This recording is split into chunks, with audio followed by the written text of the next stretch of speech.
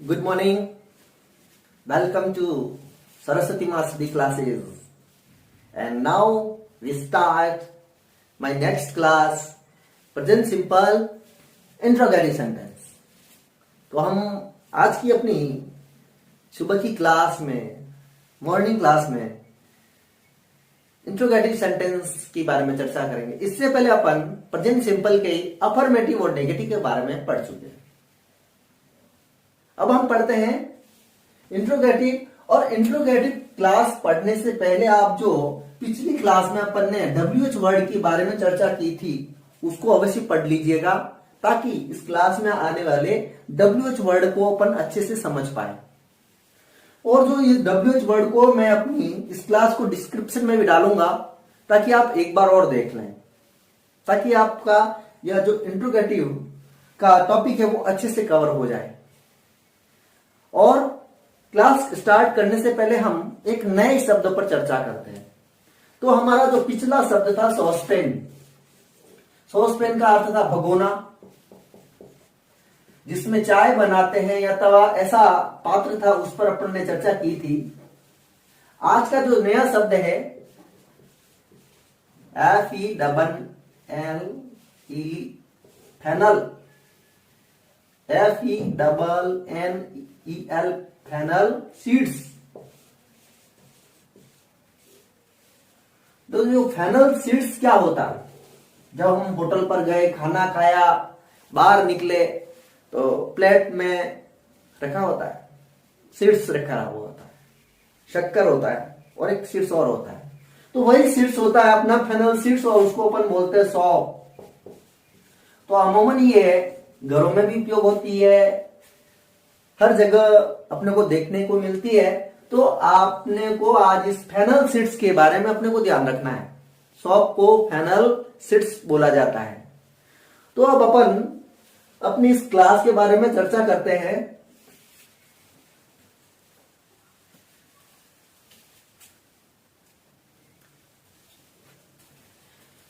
Interrogative sentence होंगे वो अमूमन दो तरह के होते हैं। एक तो हेल्पिंग वर्ब से शुरू होने वाले, जो हेल्पिंग वर्ब से स्टार्ट होते हैं, और एक होते हैं WH से शुरू होते हैं। तो जो हेल्पिंग वर्ब से शुरू होंगे इस टेंस में डू या डस से शुरू होंगे। इस टेंस की दो मुख्य हेल्पिंग वर्ब है, डू या फिर डस। डस का प्रयोग कहां होगा? ही, सी, इट, नेम्स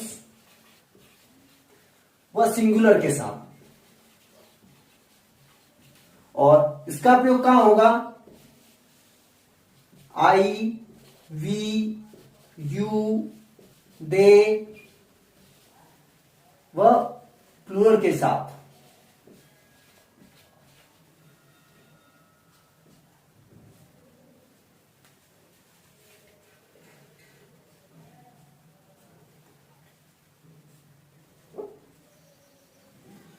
तो डू का प्रयोग आई, वी, यू, दे व प्लूरल के साथ होगा, और डस का प्रयोग ही, सी, इट, नेम्स व सिंगुलर के साथ में होगा। इनके बारे में चर्चा अपन पहले भी कर चुके हैं।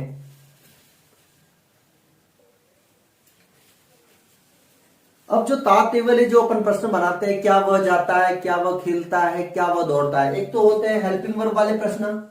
इन प्रश्न का उत्तर यस या नो में ही निकलेगा। ये प्रश्न क्या से शुरू होते हैं? जो हेल्पिंग वर्ब से शुरू होते हैं उन प्रश्नों का उत्तर यस या नो में ही निकलेगा हमेशा, दूसरा उत्तर नहीं निकलेगा। ये हेल्पिंग वर्ब से शुरू होते हैं। क्या वह जाता है, क्या वह सुबह उठता है, क्या हम मार्केट जाते हैं। तो इस टाइप के जो प्रश्न होंगे उनका उत्तर यस या नो में निकलेगा। जैसे है, क्या बबीता विद्यालय जाती है? जाती है। तो इस क्वेश्चन का उत्तर जो निकलेगा यस या नो में ही निकलेगा। जो हेल्पिंग वर्ब से शुरू होते हैं, डू या डस से, इस टेंस की, उन क्वेश्चन का आंसर है हमेशा यस या नो में ही निकलता है। अब इसके बारे में अपन देख लेते हैं स्ट्रक्चर में क्या आएगा। तो सबसे पहले अपने को हेल्पिंग वर्ब आएगी, उसके बाद अपने आएगा सब्जेक्ट, उसके बाद आएगा मेन वर्ब की फर्स्ट फॉर्म, और उसके बाद आएगा ऑब्जेक्ट, और लास्ट में इंट्रोगेटिव सेंटेंस का सिंबल। इस टाइप का कोई भी सिंबल क्वेश्चन बनाते हैं तो उसमें हेल्पिंग वर्ब है जो सबसे पहले लिखनी पड़ेगी, जो कि अपन अफर्मेटिव और नेगेटिव सेंटेंस में सब्जेक्ट के बाद में लिखते थे। इंट्रोगेटिव सेंटेंस में ये हेल्पिंग वर्ब सबसे प्रारंभ में बैठती है। अब अपन इसी सेंटेंस को ले लेते हैं, क्या बबीता विद्यालय जाती है। तो अब बबीता के लिए हेल्पिंग वर्ब कौन सी आएगी, Babita is a singular, singular के लिए अपने डज हेल्पिंग वर्ब आएगी, डज। फिर बबीता, फिर आ जाएगी अपनी main verb, go to school, और लास्ट में आ जाएगा ये सिंबल। तो जो भी या जब भी अपन इंट्रोगेटिव सेंटेंस बनाएंगे उसमें जो सबसे पहले आएगी हेल्पिंग वर्ब आएगी। क्या वे क्रिकेट खेलते हैं, क्या वे क्रिकेट खेलते हैं, इसका जब बनाएंगे तो इसके अकॉर्डिंग जो हेल्पिंग वर्ब आएगी वो अपने को पहले लिखनी पड़ेगी। तो दे के लिए डू हेल्पिंग वर्ब आएगी, do is a plural verb, बहुवचन है, डू दे प्ले क्रिकेट। तो इस तरह अपने को इस स्ट्रक्चर के अकॉर्डिंग अपने को अधिक से अधिक सेंटेंस बनाने होंगे इस प्रश्नवाचक को सीखने के लिए। अब इसी प्रश्नवाचक में अपन देखते हैं नेगेटिव, इंट्रोगेटिव नेगेटिव से रिलेटेड प्रश्न आ जाते हैं। अब जैसे क्या बबीता विद्यालय जाती है, अगर यही सेंटेंस होता क्या बबीता विद्यालय नहीं जाती है, नहीं जाती है, तो इस प्रकार के जो सेंटेंस बनेंगे उसमें अपने को नॉट और लगाना है। वो नोट अपने को कहां लगाना है उसको ध्यान रखना है। इस नोट को अपन सब्जेक्ट के बाद में नोट लगा देंगे क्योंकि यहां ऊपर नोट आ रहा है। अब इसका जो सेंटेंस बनेगा, does Babita not go to school. जो नोट लगेगा सब्जेक्ट के बाद लगेगा, न कि डज के साथ। अगर डज के साथ आप नोट लगाना चाहते हो तो उसको डजंट में करना पड़ेगा। अगर यहां पर आप नोट लगाना चाहोगे तो उसको इस रूप में लिखा जाएगा। अगर इन दोनों को अलग अलग लिखना चाहते हैं तो ये हमेशा सब्जेक्ट के बाद बैठेगा। क्या हम खाना नहीं खाते हैं, क्या हम खाना नहीं खाते हैं, तो ये हमको इंग्लिश में वी बोलते हैं और वी अपना बहुवचन है। तो वी के लिए डू हेल्पिंग वर्ब आएगी, डू वी। नोट सब्जेक्ट के बाद लगेगा हमेशा। अगर नोट को यहां बैठाना चाहते हैं तो डोंट लिखना पड़ेगा। Eat food. इंट्रोगेटिव सेंटेंस में एस ई एस का कोई मैटर नहीं आता है, हमेशा MV1 आती है। तो इस प्रकार हेल्पिंग वर्ब वाले जो प्रश्न हैं उन प्रश्न का उत्तर यस या नो में निकलता है। अब दूसरे टाइप के प्रश्न हैं WH वर्ड, उनके बारे में अपन चर्चा करते हैं। मैं आशा करता हूं कि जो हेल्पिंग वर्ब वाले प्रश्न हैं उनकी आपको अधिक से अधिक प्रैक्टिस बनानी है। उसमें आपको सबसे पहले हेल्पिंग वर्ब, फिर सब्जेक्ट, फिर मेन वर्ब, फिर ऑब्जेक्ट आएगा। अगर नेगेटिव है तो नोट लगाना है। क्या वह खेलता है, क्या वे उठते हैं, क्या हम बाजार जाते हैं, क्या राधा आती है, क्या जेठालाल दौड़ता है, क्या वह गेट खोलता है, क्या हम मार्केट जाते हैं। इस टाइप के जो क्या से शुरू होते हैं उन प्रश्न का जो स्टार्ट होगा वो हेल्पिंग वर्ब से होगा और उन प्रश्न का जो उत्तर निकलेगा वो यस या नो में ही निकलेगा। अब अपने बुक में जो प्रश्न आते हैं जो WH वर्ड वाले होते हैं और हेल्पिंग वर्ब वाले होते हैं, लेकिन जो आगामी जो अपने क्वेश्चन आते हैं वो WH वर्ड वाले होते हैं। अब उन WH वर्ड के क्वेश्चन की अपन चर्चा करते हैं।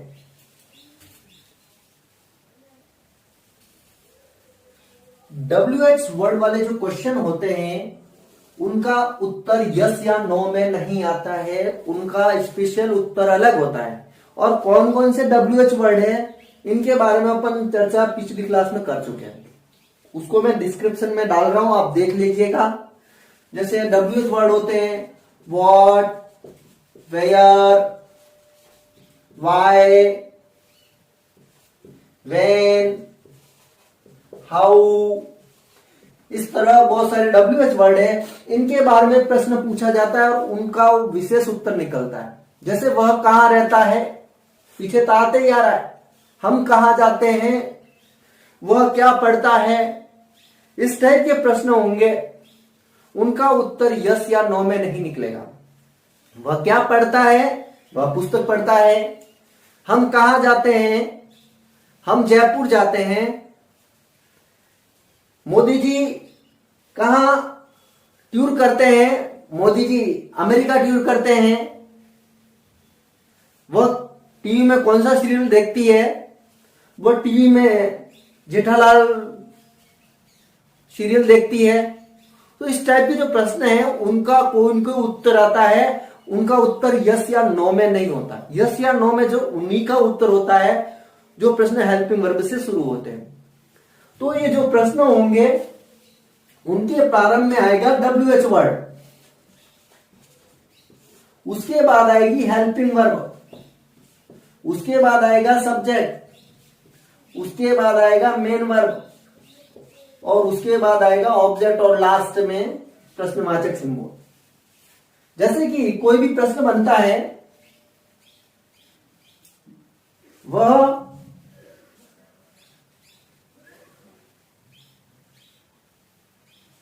क्या कर रहा है, नहीं क्या करता है। अब वह कुछ भी कर सकता है, वह क्रिकेट खेल रहा है या वह पुस्तक पढ़ रहा है। इस प्रश्न का आंसर ऐसे आएगा। अब जो क्या है, तो क्या के लिए जो अपना WH वर्ड आएगा वो व्हाट आएगा। तो इस वर्ड को वाक्य के पहले लगाना पड़ेगा। उसके बाद अपने को वह के अकॉर्डिंग हेल्पिंग वर्ब, वह के लिए डज हेल्पिंग वर्ब लगेगी, व्हाट डज। फिर आ जाएगा सब्जेक्ट ही, और करने को डू बोलते हैं। तो ये हो गया व्हाट डज ही डू। अपन एक उदाहरण लेते हैं।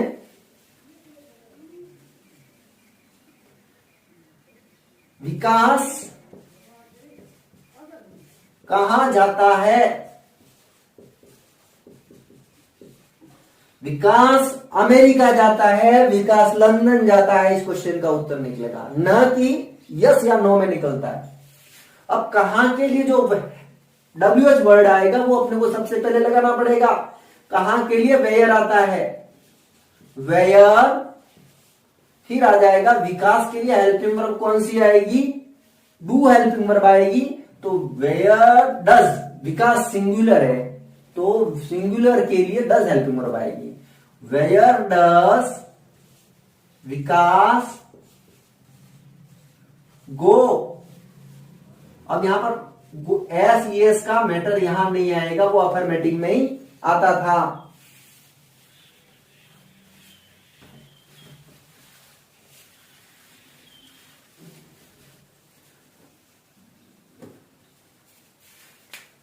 जैसे आप कब पढ़ते हैं, आप कब पढ़ते हैं।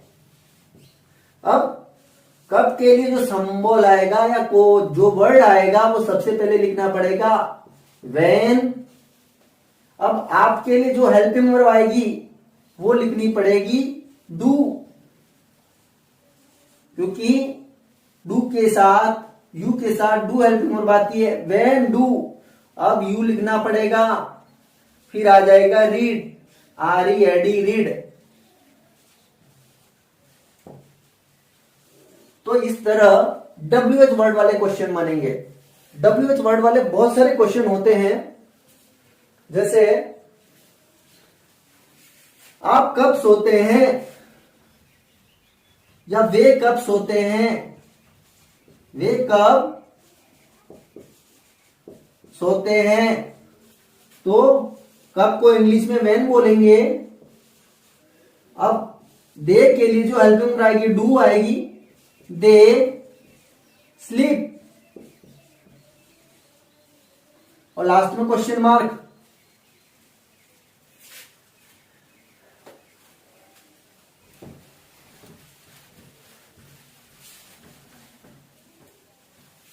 आप क्या सोचते हैं,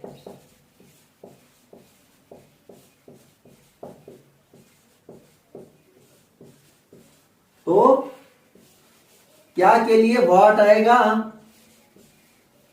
और आप के लिए डू हेल्पिंग वर्ब आएगी, और यू अपना सब्जेक्ट है, और सोचने को थिंक बोलते हैं। थिंक की फर्स्ट फॉर्म भी थिंक ही होगी। What do you think. अगर यही प्रश्न होता क्या आप सोचते हैं, क्या आप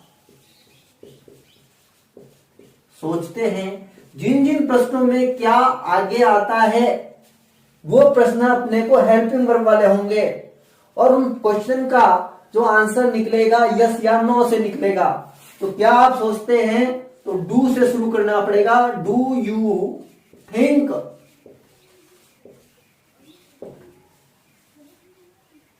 वह क्या खाती है, वह क्या खाती है। तो इसका जो इंग्लिश बनेगा, क्या को इंग्लिश में व्हाट बोलते हैं, व्हाट। अब वह के लिए डज हेल्पिंग वर्ब आएगी, व्हाट डज सी इट। अब अगर यही सेंटेंस होता क्या वह खाती है, क्या वह खाती है, तो इस क्वेश्चन का जो आंसर निकलेगा वो यस या नो में होगा, यस या नो में। तो जो इसका क्वेश्चन बनेगा हेल्पिंग वर्ब से बनेगा, डज आएगा। इसके लिए जो हेल्पिंग वर्ब आएगी डज सी इट, बस डज सी इट। तो आज अपन ने जो क्वेश्चन इंट्रोगेटिव सेंटेंस पढ़े हैं उनको आप अच्छे से समझ लेना। एक तो क्या से शुरू होने वाले होते हैं, एक WH वर्ड से शुरू होने वाले होते हैं। क्या से शुरू होने वाला कभी भी नेगेटिव भी हो सकता है। इन वाक्यों में नेगेटिव होगा तो सब्जेक्ट के बाद नोट लगेगा, न कि आगे। जब जब इसमें नोट आता है तो वो सब्जेक्ट के बाद लगाना अपने को। तो हेल्पिंग वर्ब वाले क्वेश्चन जो हेल्पिंग वर्ब से शुरू होते हैं, और इनका क्वेश्चन का जो उत्तर निकलता है यस या नो में ही निकलता है, और ये हमेशा प्रारंभ हेल्पिंग वर्ब से ही होते हैं। और जो WH वाले क्वेश्चन हैं उनका कोई विशेष उत्तर निकलता है, वो WH शब्द से शुरू होते हैं। और जो उनका स्ट्रक्चर है वो मैं आपको पहले बता चुका हूं। सबसे पहले WH वर्ड आएगा, फिर हेल्पिंग वर्ब आएगा, फिर सब्जेक्ट आएगी, फिर मेन वर्ब आएगा, फिर ऑब्जेक्ट आएगा। तो आज की क्लास में अपन ने इस इंट्रोगेटिव सेंटेंस को समझा है। एक बार और देखिएगा, आपको अच्छे से समझ में आ जाएगा। तो इस तरह अपना जो प्रेजेंट सिंपल के जो सभी पार्ट थे वो अपन ने लगभग पूरे कर चुके हैं, और आपको इस संदर्भ में अधिक से अधिक प्रैक्टिस करनी होगी, अधिक से अधिक सेंटेंस बनाने होंगे। क्या वह जाता है, क्या वह खाता है, हम क्या करते हैं, हम दौड़ क्या हम लाते हैं, वो उसने क्या, वह क्या खरीदता है, वह कौन सी पुस्तक पढ़ता है। इस टाइप के अपन प्रैक्टिस करेंगे, उनको हिंदी में लिखकर इंग्लिश में लिखेंगे, फिर इंग्लिश से हम हिंदी में बनाएंगे, तब जाकर अपने में एक परफेक्टनेस आएगी। उसके लिए आपको अधिक से अधिक प्रैक्टिस करनी है। तो हम आज की क्लास में पढ़ चुके हैं प्रेजेंट सिंपल इंट्रोगेटिव सेंटेंस। मेरी इस क्लास को आपने अच्छे से समझा है, और प्रश्नवाचक की आप प्रैक्टिस करिएगा ताकि आप और अच्छे से समझ पाओ। साथ ही मेरी इस क्लास को शेयर जरूर कीजिएगा ताकि उन विद्यार्थियों को बेनिफिट हो सके जो इंग्लिश सीखने में अपने आप को कमजोर महसूस कर रहे हैं। तो इसी के साथ मैं अपनी क्लास को फिनिश करना चाहूंगा। जय भारत, जय हिंद।